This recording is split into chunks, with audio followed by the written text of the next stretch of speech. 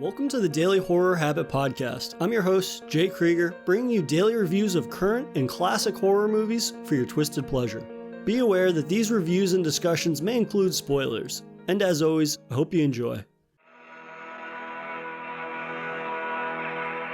In 1968, George Romero brought us Night of the Living Dead. It became the classic horror film of its time. Not that room! Not that room!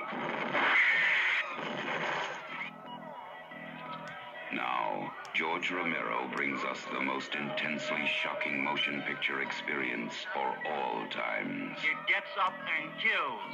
The people it kills get up and kill. This situation must be controlled before it's too late. They are multiplying too rapidly. Dawn of the Dead. Meet me on the roof at 9 o'clock. Get out. I don't believe We're it. gonna get out in the chopper. We've got to survive. Somebody's got to survive. They kill for one reason. They kill for food.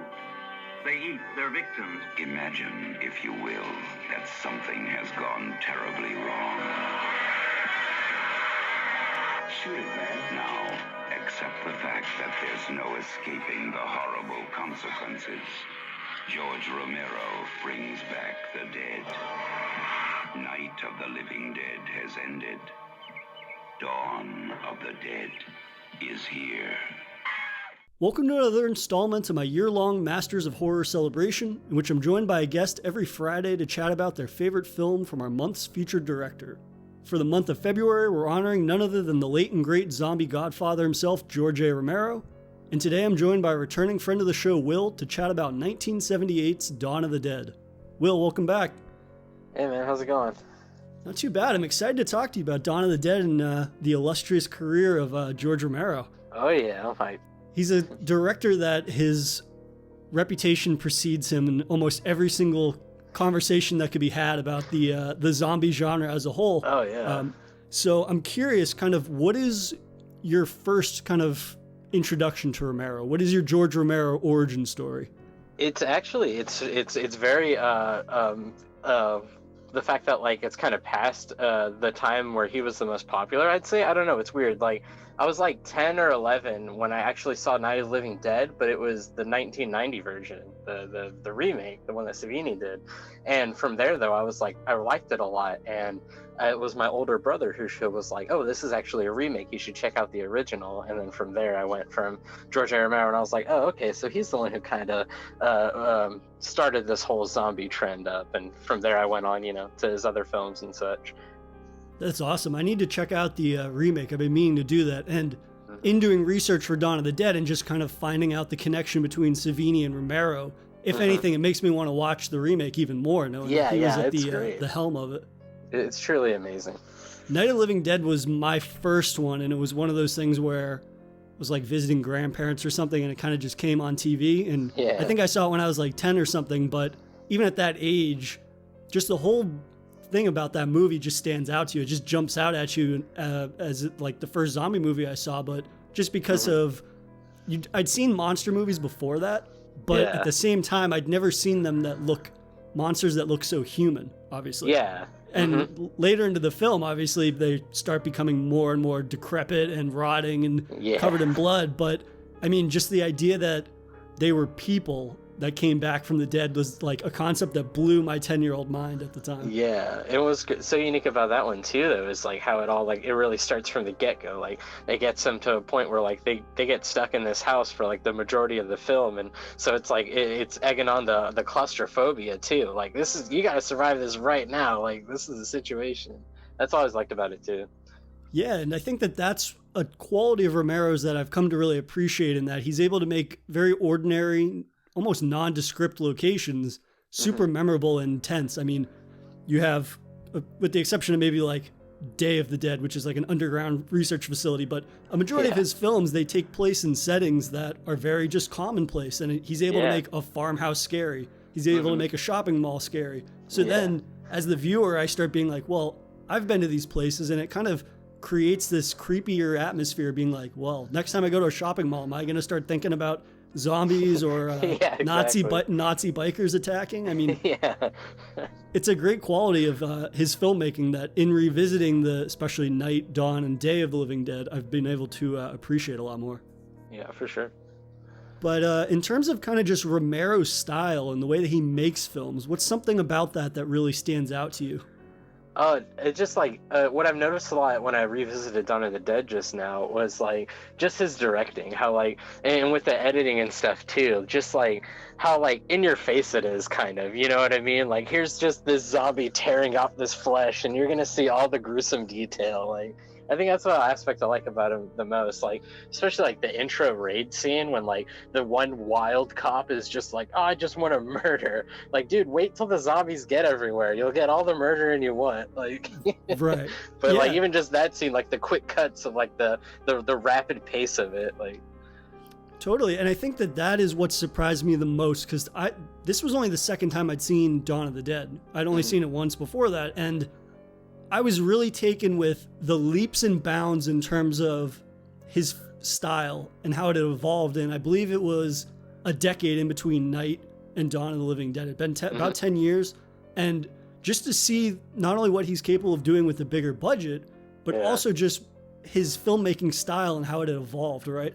Night of the Living Dead is fantastic and it'll never be topped in my opinion, but it's a very simple film, both in the way that it's made, but also kind of just in the scope of the movie. Whereas Dawn of the Dead, there's so many new cuts and angles and obviously effects and all these things, and he's got a bigger budget, and it's really remarkable to see what he's able to make out of all of that. Yeah, exactly. It's so good. But in terms for people that haven't seen Dawn of the Dead somehow, so this is the second chapter in Romero's original zombie trilogy, and it's sandwiched between Night of the Living Dead and Day of the Dead. Dawn of the Dead follows a group of survivors, 2 policemen, Peter and Roger, and 2 news reporters, Stephen and Francine, who take refuge inside a shopping mall to wait out the apocalypse. But their resource-rich haven catches the attention of other survivors who must contend with, as well as their own sanity in the face of the end of the world. So in terms of this film, you said that the way that he's able to kind of capture the mall and make that terrifying. What is well, let's take it back actually. You brought up the apartment raid.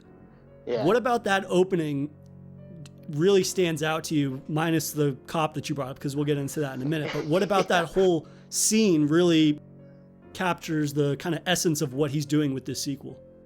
Well, it's like it just the panic, you know what I mean? Because you're cutting from the apartment raid to the newsroom where like people are just going even more crazy. So it's just like a lot of like we got like an hour till everything blows over, like, and then the discoveries in the apartment of like how they're holding up the zombies for, you know, whatever religious reasons or you know, reasons they don't want to admit that, you know, it's not the same person it was before. Like a lot of that aspect too. It's like really showing like, you know, like you got a little bit of time before this is unmanageable, or it really is already unmanageable. Yeah, I think Romero's vision really for the end of the world is one that's super realistic, and it's really fascinating to see the two parallels, right? You have, like you said, you have the TV studio where there's utmost chaos is ensuing and everybody's running around, people start abandoning their posts, there's no direction.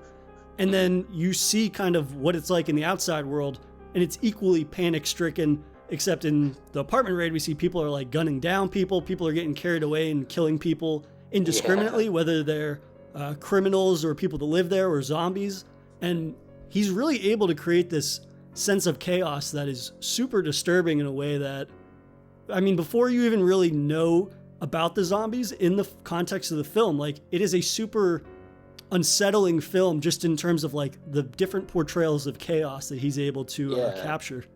And right from the get-go, like how like even how some of that other group of cops was like already like betraying their post and their job, like they're still on this one mission and they're like, you know what, it's all gone to hell, we should just every man for himself, you want to group up, like already to that point. But it's good though, it's ideal. I mean, when you think about an apocalypse situation like that, especially zombies, you know, people would be like that on the defensive immediately.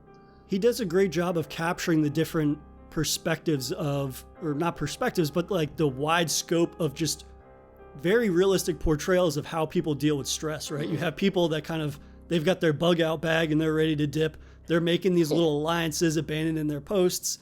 And there's some real world kind of comparisons, I think, to it even now in 2020, especially with the scene in the news studio when the scientist shows up, and the scientist is starting to tell people, like, giving them warnings and precautions and things like that, and immediately the people that are in the studio turn on him and they're calling him a fraud or a fake and whatever and all these different things. And it's like, in 2020, that scene is so much scarier because dealing with our own current pandemic, like, what is the first thing people do when scientists tell them, hey, you should probably heed our warnings? They're like, well, fuck you. We don't have to listen to you. And to see that in a film from 78 is equally terrifying. Yeah, right? Like, just like, in almost like, 40 plus years later, it's funny to think about it, like, with our current situation too, though. It's just like, it's kind of shitty knowing that, like, we would be the first country to just go down if, like, the zombies came, like, and everyone would just have to heed warnings from us. Like, it kind of sucks.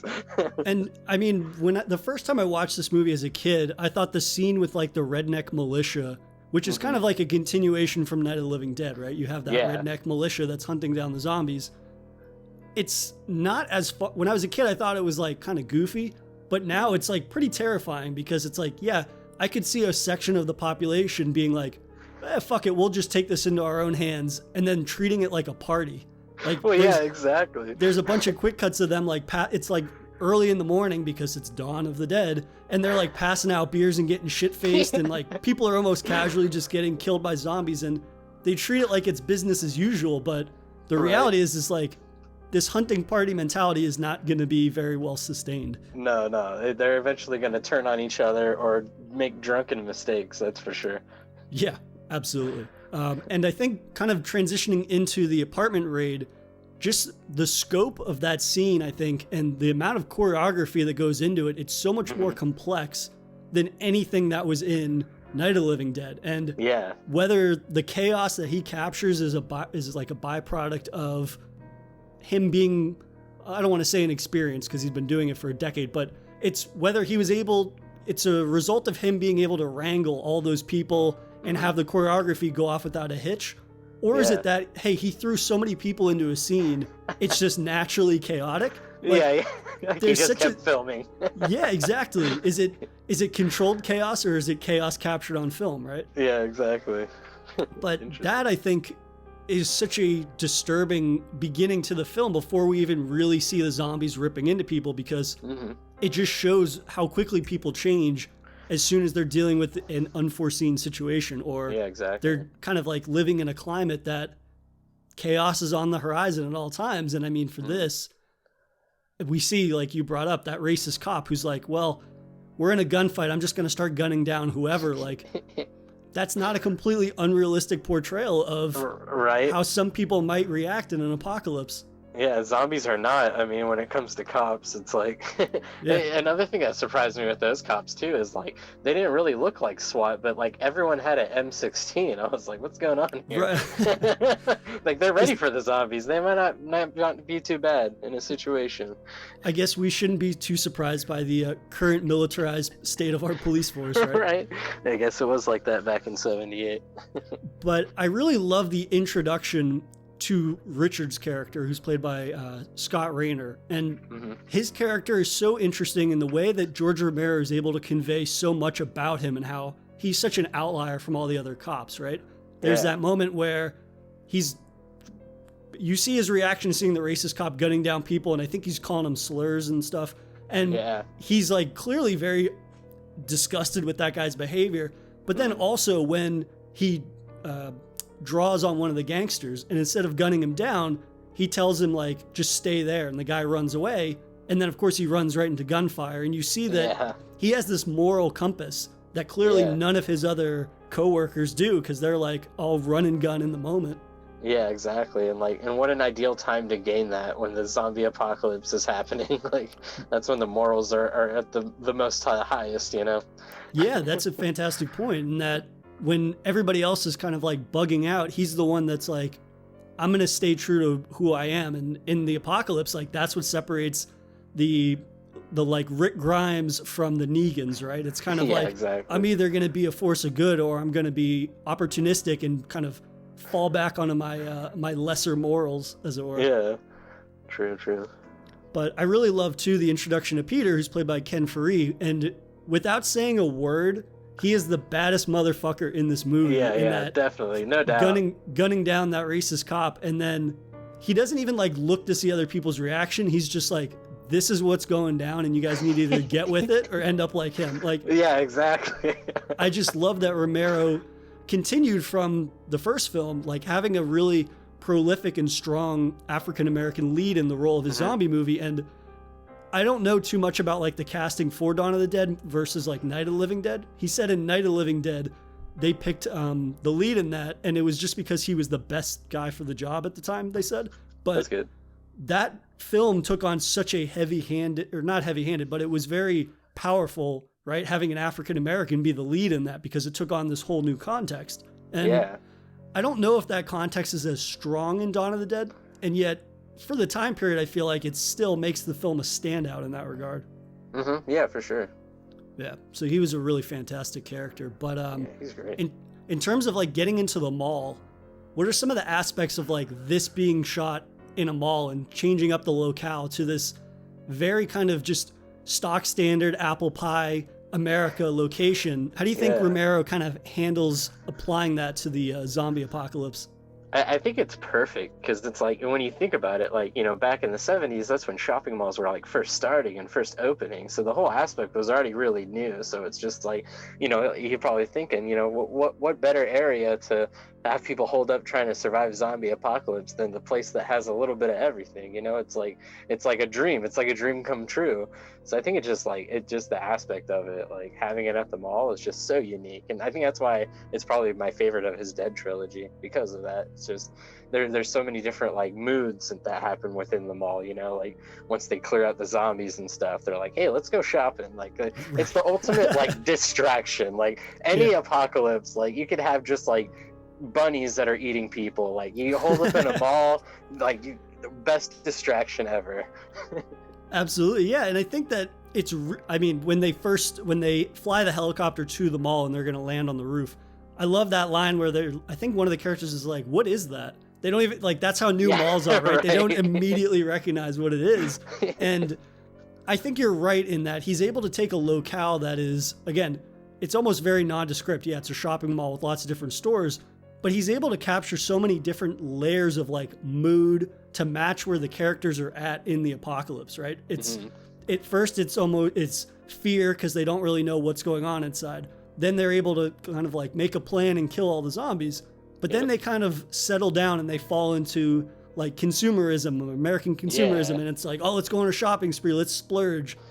But then it transitions into the fact that it's like, okay, we have everything, so what are we surviving for now that we have everything? And exactly. His ability to like multi-layer a story that touches upon all these different things, for me, really makes the story hit in a way that probably eluded me when I was a kid when I watched this for the first time.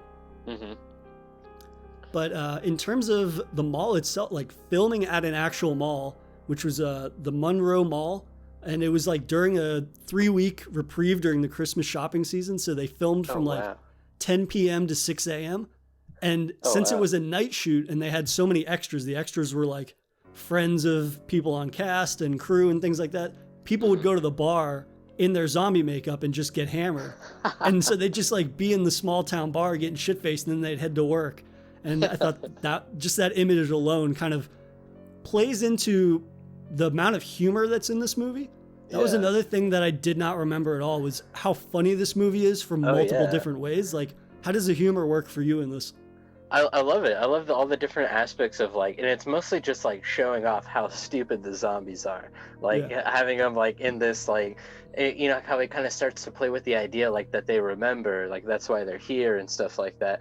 And it's like, it's like, and then you see them kind of trying to mess with things and mess with like arcades and wandering around water fountains and trying to ice skate. Like so much of it is just like, man, these things are destroying all of our society, but look, they're so stupid. Right. I like how you put that. A lot of the humor is tied into like messing with the zombies, and in that regard, and even I think Romero himself described the movie as being more like a comic book, right? Because the paint that they used, that Savini picked for the zombies, wasn't supposed to be as gray on film as it was, right? It wasn't supposed to look like that. And then when you pair it with kind of just the blood splatter that they have in this movie, it is cartoonish, it's comic bookish in a way. And Yeah, true. tying that into the humor and the way in which they brutalize these zombies is hilarious. I mean, you have that one zombie that is at the airfield and he stands up on the boxes and he gets the top of his head cut off. Yeah. Or when the biker Nazis show up, they're like pieing them in the face and they're hitting them with sledgehammers.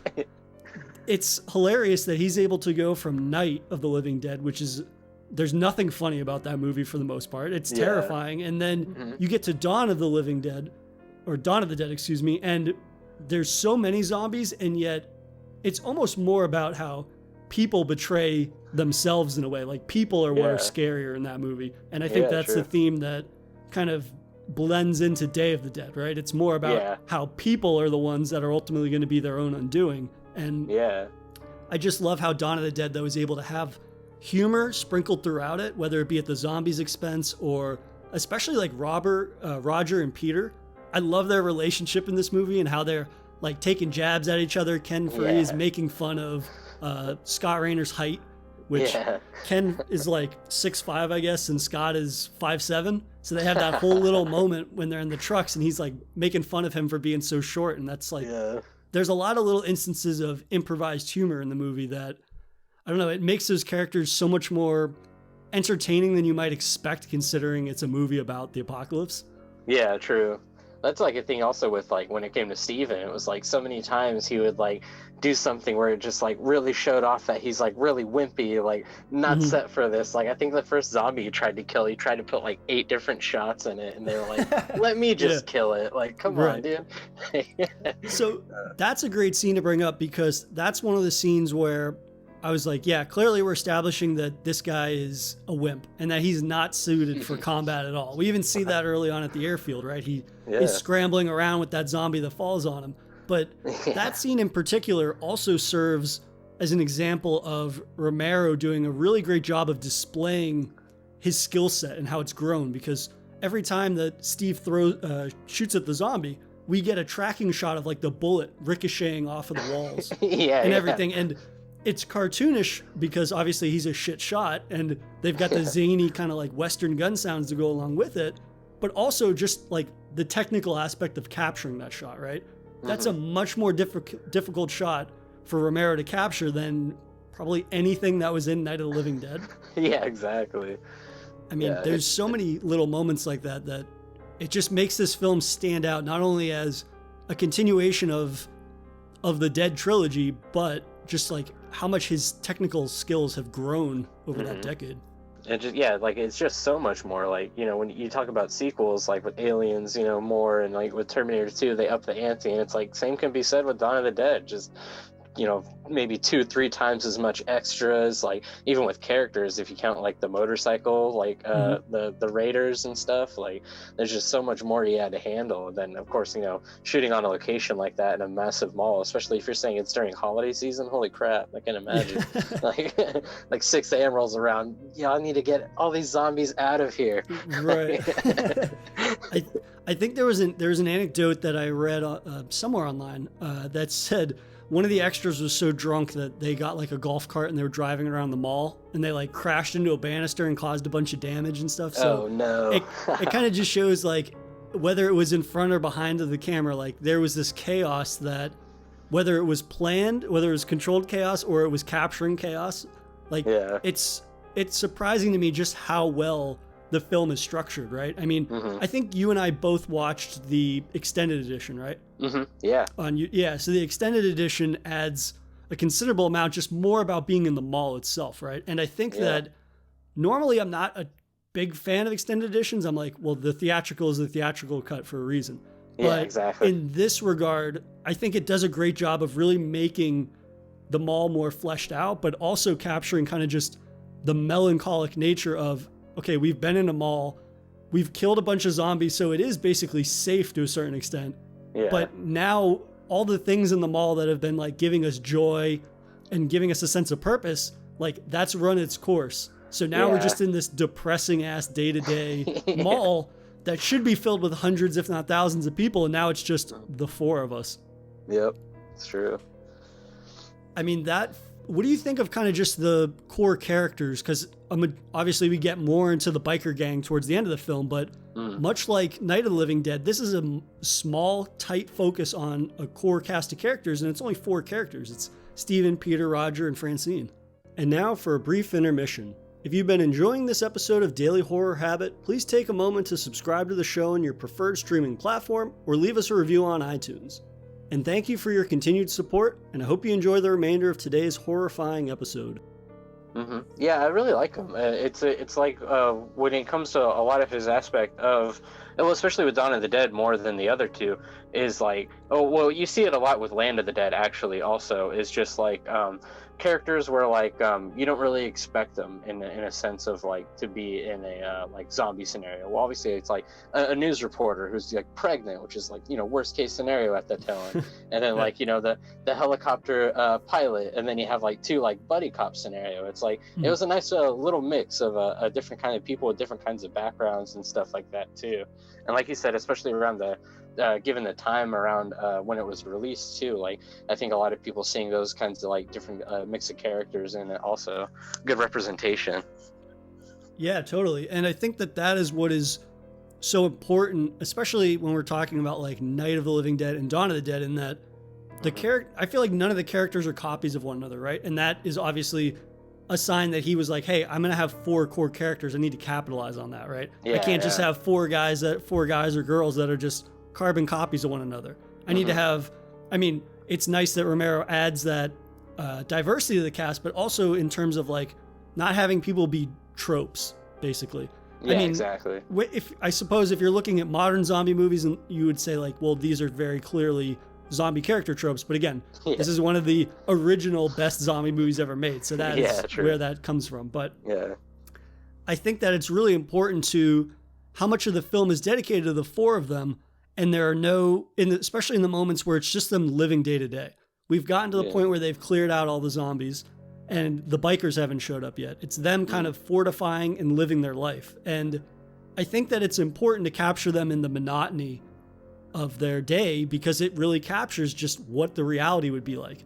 I mean, everybody, when they think of zombies, they think of the Walking Dead when there's like a big zombie assault or there's a horde or whatever, but it's like, how many days out of the year are actually going to be like that? You know what I mean? Exactly. It's more about just finding a reason to live. Like, living is actually not that difficult if you get a good setup, but it's more about finding a reason to live rather than the fight to live sometimes.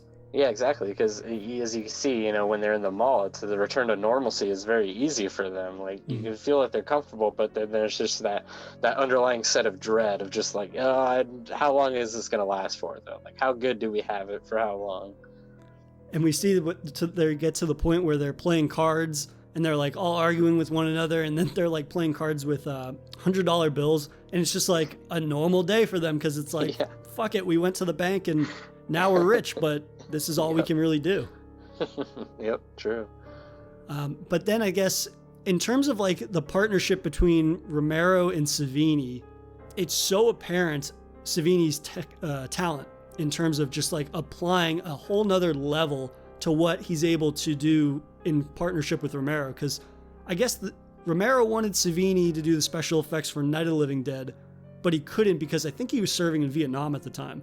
Oh, wow. And so when he came back, they were obviously able to partner on Dawn of the Living Dead or Dawn of the Dead. And it really is telling, again, kind of how much fun they're having with the zombies, right? The ways in which they're killing the zombies.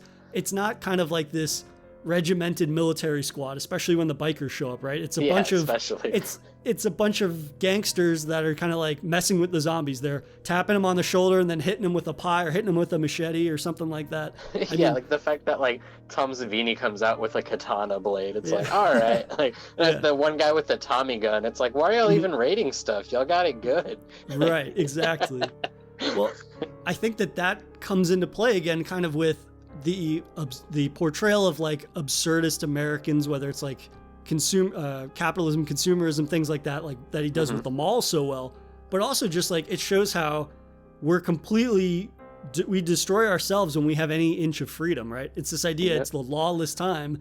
Like, doesn't matter if it's zombies or a Fallout situation. If there's no law and order, we're just going to be buffoons that are out for a good time. And even if that means taking things from other people, like there's a good chance a sizable portion of us would do that. Yep, yeah, it's that you get that gang mentality, and it's just like, oh, well, 75% of them are doing it, so it's all right. Right. Morals out the window.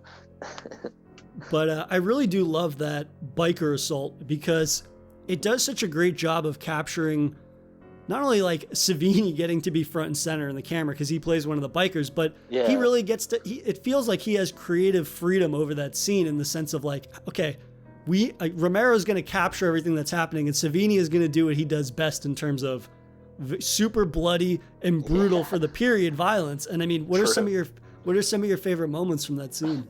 It's when the guy gets one of the biker gets like pummeled, and they start ripping open his intestines, and he's just watching, and he's just like just like his reactions, like like he didn't sell it too well, but it always makes me crack up just watching your insides get pulled out, and that's just all you gotta say is yeah, but I love that part. That's a great part. And I think also for me, again, one of those examples of a blending of humor and a blending of really terrific practical effects to the period is the guy that's using the blood pressure machine. It's like a kiosk almost, and he's like, they're in the middle of this just like free for all against the zombies, and it's a raid, and yet this guy's like, fuck it, I'm gonna stop and get my blood pressure checked real quick.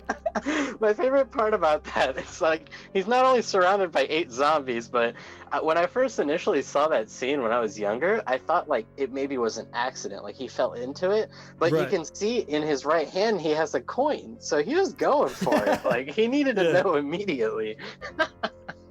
I love too how that scene plays out, because the humor part comes in where it's like, or the practical effects part is that of course he gets grabbed, and then they don't just pull him out of the machine, they rip him out of it, so his arm is still hanging onto the machine. Like that's one of those things that the more I revisit 70s and especially 80s horror movies, obviously not growing up with them, it's hilarious to me how they're so commonplace that people are able to blend that practical effects and the humor, right? I mean, that scene is it's not 100% laughs, but I mean, you create that scene with a laugh in mind. And then of course, if you have a veteran like Savini, he's like, hey man, I can pull this off in a way that will be so bloody memorable that nobody will forget it. And I mean, almost 40 years later, it's one of the scenes that sticks with me the most. It's true, because it's like, you know, when it comes to these kind of movies, like especially the zombie movies, you kind of like, you're always trying to figure out like the logic of it. Like, okay, like this is how you kill them, this is like how they work, and you know, this is if they smell you, they see you, if they're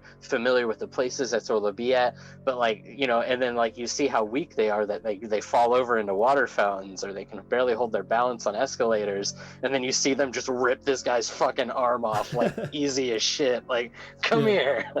I always love that too. It makes you question everything you've learned about him so far.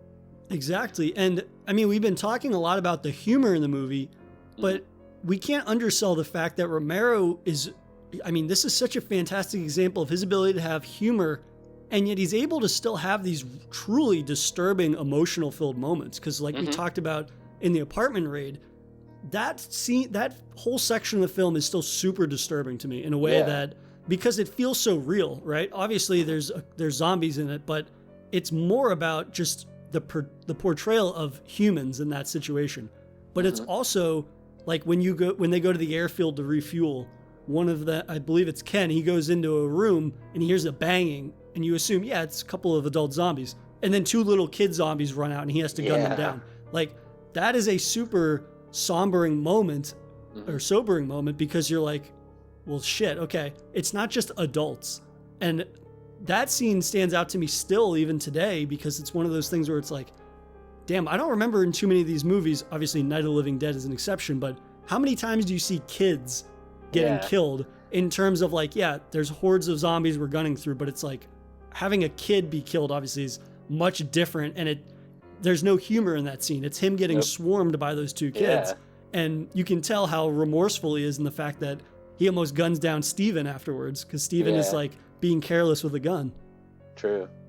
Yeah, that whole scene is super disturbing. It kind of just sets the table, like within the first 20 minutes, having everything that happens in the apartment building, and then everything that happens with the kids there too. It's like that's all within like the first 15, 20 minutes. It really does set the table of where like what you're gonna see these characters go through, the moral decisions they'll have to make. Yeah, absolutely. And I think that also one of the scenes that still gets me every time is when Peter turns. And I think what's so upsetting about that scene, and I think upsetting is the best way to describe it, is that you see him going through it. It's a slow transition or slow progression into a zombie. It's not immediate, right? In some zombie movies like 28 Days Later, which I absolutely love, but it's like you get bit and it's game over in 90 seconds or something like that. Just like that. It's so quick that you have to accept it. You don't have a choice because the ramifications of that are going to be in your face in the next 90 seconds. Mm-hmm. Whereas in Dawn of the Dead, I keep fucking calling it Dawn of the Living Dead. In Dawn of the Dead, it's over time. It's a couple of hours, or I think they even say it might be a day and a half or 2 days at the most. But you have to see Peter go through every single instance of the transition, right? At first, he's like, yeah, it hurts, which is like, okay, I think they even say like, dude, just muscle up. Like, we're going to band you up. You'll be good. But then you see like, it's almost like pneumonia where he's always tired. He doesn't have the mobility he used to have. And then he starts hallucinating or he starts being delirious where he's like shouting to Ken Foree's character down the hall. And he's like, oh my, like, we got him good, didn't we? We got him good. And it's disturbing because it's almost like watching a loved one with like dementia or something who doesn't realize what's happening to them. Yeah, true. And they don't realize that their mind state is so twisted and warped from what it was. Mm-hmm. To the point where the two cops are together. Roger and Peter are in that one bunk because I don't even think he can sit up at that point. And he starts giving Ken Foree's character this kind of like last will and testament about like, I'm not going to change. I'm going to do my best to hold on and not change. And it's just like, dude, that you just know that's not in the cards for him, and yet he so badly believes that it's like heartbreaking to a certain extent. Yeah, to think that like for like 48 hours or more, he just was in that mind state, like while just slowly transform, like knowing what's happening to you, like so disturbing. And I think what makes that even more disturbing is that they have that buddy cop relationship for a majority of the film. True. And I think that seeing that they're actually friends and it's not just another survivor, that's incredibly upsetting because you could see, I think that the portrayal of their relationship is very accurate to what it might be in real life if you were in a scenario like this. Okay, on a base level, they're both cops. They're both the only two kind of like morally righteous cops that are in that squad, in that immediate squad in the beginning of the film. That doesn't necessarily mean, though, that they're going to be best friends. And to see them kind of like bullshit with one another and kind of joke around once in those brief moments of levity throughout the movie, it really does show like a friendship flourishing. And then to see that all taken away. And I mean, I think it's kind of like having the knife twisted in the wound when you see somebody like Steven, who's completely incompetent, who's still alive. And you're like, how the fuck are you still alive? Exactly. That should not be you, dude. It should be Roger who's alive. Like, he was only alive for a little bit longer though. His death scene was pretty brutal too, though. Like just the despair he felt, like being on top of that elevator, and then it's like you either stuck there forever or you drop down and face it. Like and I think that's one of those situations too where it's just like he's so close, and then just as he's about to cross the finish line, they're like, "Nope, dude, this mall is going to be your home forever." And it's one of those things that even if it's a character that you don't necessarily love, like I don't really care for his character all that much, but at the same time, you still have to feel for him because you could see him coming around and becoming more competent and kind of evolving within this fucked up world that nobody should be really prepared for in any way. And then just as he's evolving into like a post-apocalyptic survivor, it's all taken away from him. Yep. Just like that. And it's one of those things where I think that's a credit to Romero and how much depth he's able to put into this. Again, it's a relatively simple concept of a film, and yet he's able to make these characters that are multi-layered and multi-dimensional in a way that I don't know how many other zombie movies do it that well. I mean, there's of course outliers, but when you think about how prolific the genre is and how much legwork Romero put into crafting that genre, it's almost like some people latched on, or most people latched on to the wrong elements of those films to copy. You know what I mean? Or to draw inspiration from, right? I mean, of course, everybody loves zombies getting decapitated and crazy zombie gore. The gore factor. But at the end of the day, how many zombie movies have characters that are multidimensional in the same way that they are in that original Night of the Living Dead, Dawn of the Dead, and Day of the Dead? Yeah, exactly. Not many. One of my favorites when it comes to the zombie genre is Return of the Living Dead, like 1 and 2. Oh, love those. Those are great because the characters in those are just like you're not really rooting for anybody. Like it's just like you're rooting for the zombies and just how weird they are, and the soundtrack. And the soundtrack is almost more of a character than some of those characters. Yeah, right? Exactly. That's a really great example, though, of a film that capitalizes on, again, the humor and the practical effects of the zombie genre. And obviously that film is more humor focused moving forwards, but at least it kind of draws the inspiration where it's like, hey, you need to have memorable characters. Even if the characters in Return of the Living Dead are not necessarily like, they're not that deep, they're at least recognizable. There's the punk, there's the chick that's always taking her clothes off in graveyards. There's the guy that the scientist assistant or the morgue assistant, and it's like they might only be identifiable through their professions, but the performances are at least memorable enough, and their exteriors are memorable enough that it's like, hey, everybody's their own individual person. True. But in terms of some of like just favorite moments from Dawn of the Dead, what are one or two of your favorite moments that we haven't touched upon yet? Definitely I love the ending credits when it's just like the mall gets overrun again, and then it goes back to this cheery music and just the montage of just zombies everywhere doing anything they want. Like I always loved that aspect. Like the montages in this movie, I think are like they're so top tier. Yeah. I love the montage of when they're all kind of just exploring the mall once they've cleared it out for the most part. Yeah, and exactly. It just shows them going on a shopping spree. And it's like, the beauty of that scene is that we can all see ourselves doing that, right? That's kind of like a dream of everybody's. It's like, oh, what if I had free reign of a shopping mall? Oh, that'd be pretty cool. I could get whatever I want. But at the same time, how the film evolves from that montage. And it's like, yeah, they've had their fill of all their riches. And now it's like, they barely want to be in the same room as one another to the degree where they're just like, I'm sick of being here. I'm sick of being with you guys. Like, what's the next step? There's so much tension between them that you're like, okay, somebody needs to come up with a plan, but then they're just waiting for the other person to come up with the plan and nobody is suggesting anything. Yeah, right. Like we've done the only thing that can possibly make us happy during this, and that's over. The happiness has fleeted. Now what? Yeah. Absolutely. And I really love also just, again, Romero's ability to show off his skill set that's grown so much over the last 10 years in between Night of the Living Dead and Dawn of the Dead. His ability just to like make shots that are so simple, but to show off the complexities of them in that shot. Like there's so many more cuts. Obviously there's an infinite, almost seeming number of extras. Yeah. And the way that he's able to incorporate all of these things, it really does capture the scale of like a mall. You know what I mean? Like in Night of the Living Dead, it's a farmhouse. So things are very claustrophobic. They're very kind of confined. And yet when you have Dawn of the Dead, it's a massive shopping mall. So obviously there's going to be more zombies, but just the way that he's able to capture scenes is so much larger in a way that it really does make for a film that you're like, damn, that dude learned some shit over the last 10 years of the films that he was making.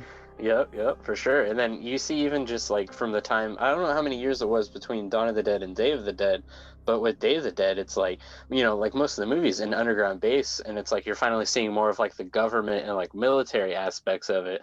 But like just from there, like the just the little leap of effects and stuff like that, like you can just see how much it's progressed and how much better he's gotten at it. That's one that I'm actually revisiting soon for another upcoming episode.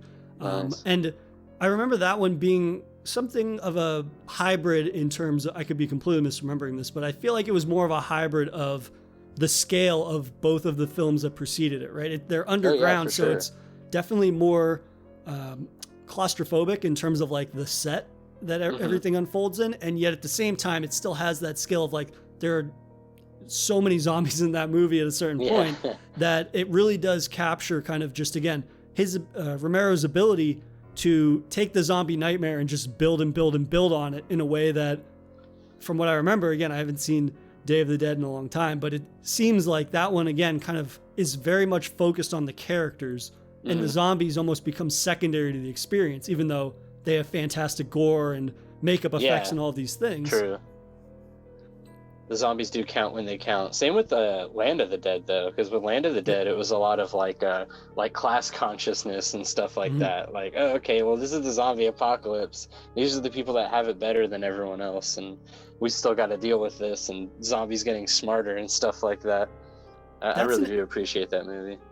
That's an element to his films that I don't think gets enough credit. Yeah, he's the grandfather of zombie films. We're all very appreciative of that, and he did it very well to the point where everybody's like, hey, he made it look so easy. Hey, I could do that kind of mentality came out. And I think we quickly learned that not everybody can do that. Nope. And yet he still had the foresight to be like, hey, this is an opportunity not only to make a kick-ass zombie movie or a monster movie, but at the same time, I can actually say something.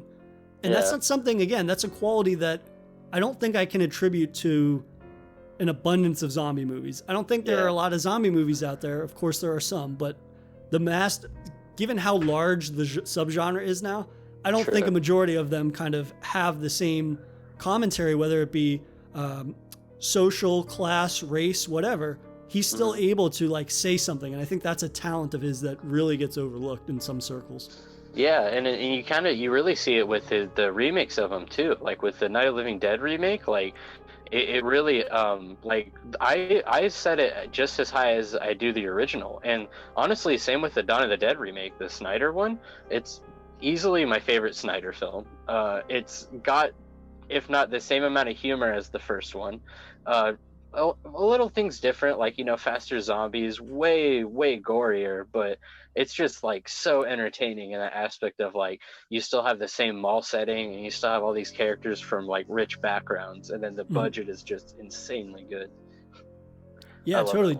Dawn of the Dead is the Zack Snyder remake is definitely one that, I mean, everybody, I feel like a majority of people include it in that conversation of like original versus remake, but it's like, no, I think that movie is a very pure remake in the sense that it's like it takes what works in the original and then builds upon it with a bigger budget, with an insanely bigger budget compared to the original. And it really capitalizes on the gore aspect and, of course, like faster zombies and makeup and a bajillion extras in that.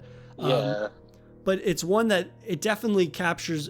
Obviously, it's not I don't think any remake is a perfect remake, but in terms of like how a remake of Dawn of the Dead, it's such an absurd thing to quander because it's just like, how are you going to do that exactly? And then it's like, this is how you would do it. You capitalize on the elements that everybody's familiar with and where the budget is going. And so then you see the end result, which is something that, again, I think for the most part, it's a pretty great remake.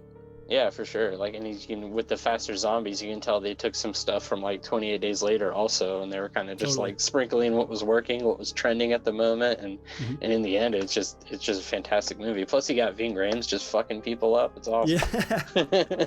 Ken Faree even has a brief cameo in it. Oh yeah, that's right. He plays the preacher who does the famous line from the original, when there's no room left in hell, the dead will walk the earth. I love that line so much. Yeah. That's one of those things too where I feel like characters don't really have these large monologues with one another. They're not kind of like talking down to other people or like they're not really preaching, but the dialogue that they have is very important. It's almost like none of the dialogue was wasted in a lot of ways. It feels like all of the interactions serve a purpose, whether it be humor, informative, or kind of just establishing the purpose of this character or who that character is, kind of thing. And even on a rewatch, like, it is super impressive again how small the cast is, how varied they are, and how they really don't waste a moment of dialogue because it serves a greater purpose. It's not just characters bullshitting about nothing. Yeah, true.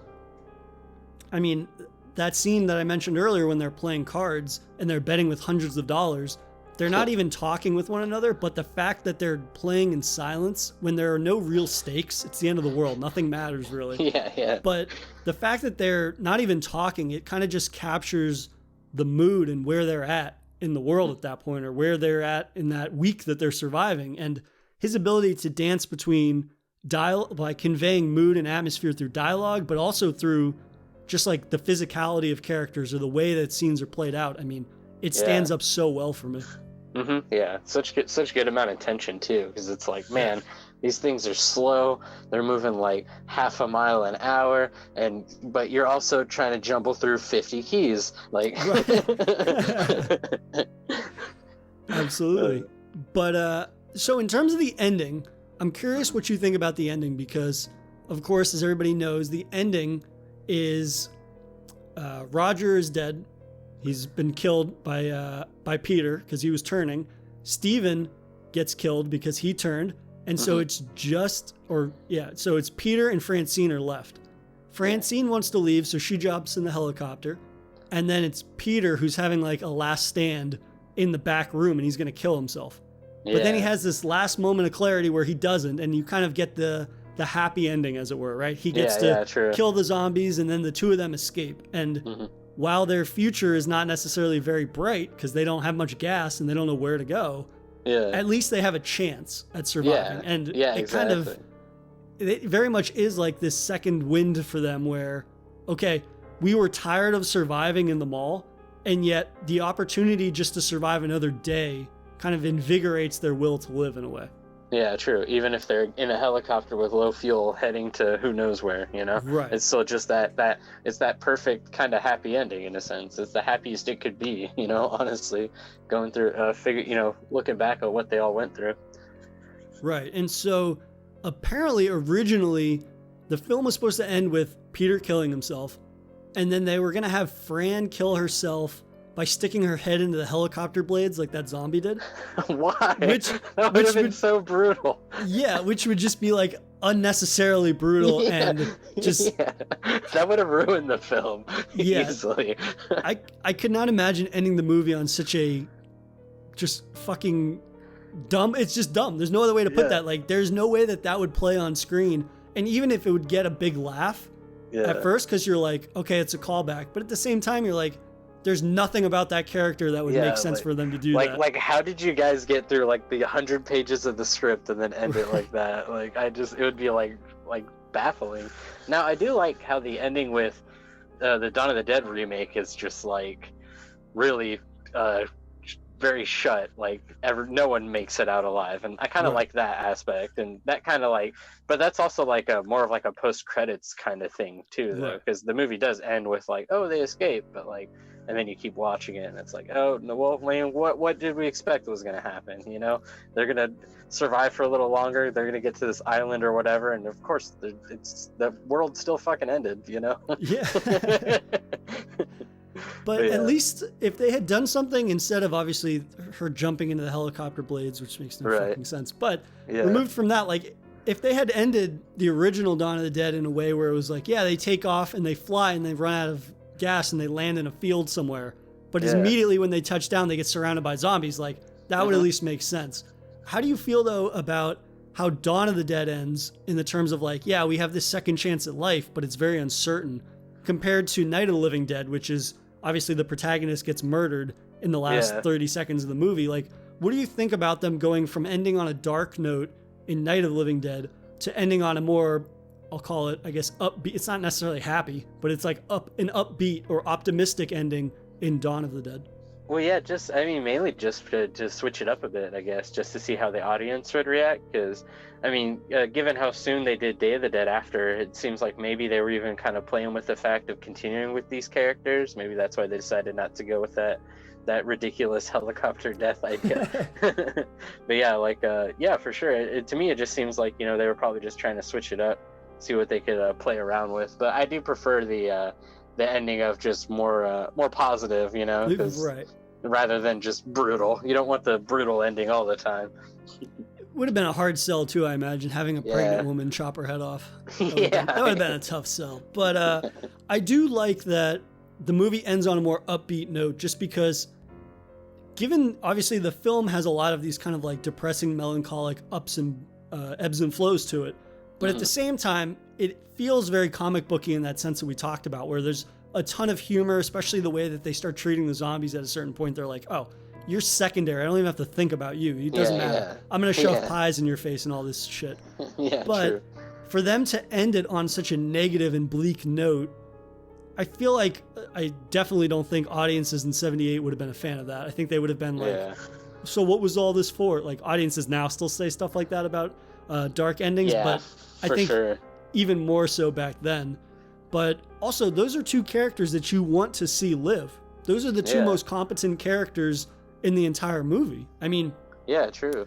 Francine begins the film as this kind of just like, she stands around and she doesn't really do much because she's so terrified, but she comes into her own as somebody that is a survivor of the apocalypse, right? She learns how to handle a gun. She learns how to like just move around zombies. She learns how to fly the helicopter. And then of course you see Peter, who has always been this kind of like moral force of good, who's very competent. And as much as I like Roger's character, at the same time, Roger's character, we see at one point in the film, like begins to succumb to the kind of like gun happy behavior that racist cop in the film does, where he's like, oh, we could kill them all. We could kill them all. He gets like, he goes berserker mode almost. Like descends into madness already. Yeah, exactly. And that shows that while he might be a good person, on some level, he is corruptible in a sense that you never see Peter be corruptible at all. Like you never see a weak spot in him or Francine, like ever. Right. So it kind of makes sense that they would be the ones to survive it all.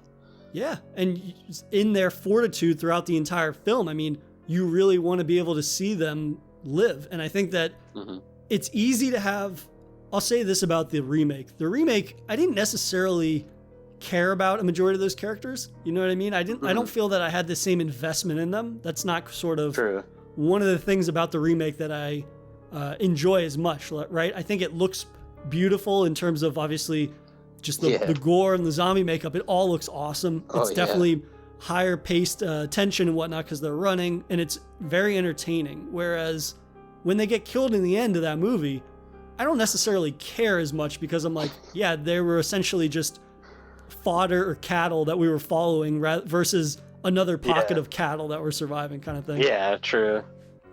You're almost expecting them to go to the meat grinder, as it were.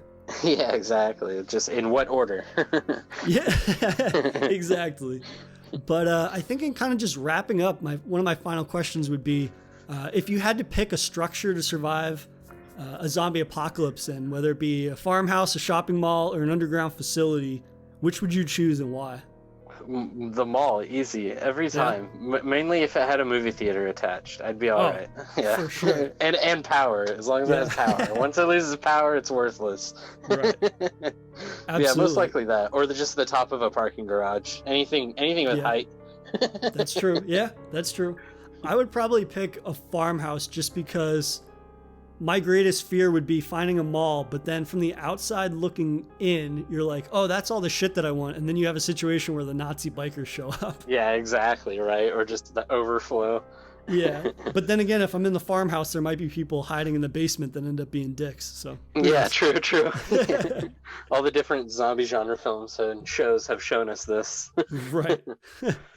I was going to say, I've got a lifetime's worth of examples of try to find a place that you avoid the most people as possible.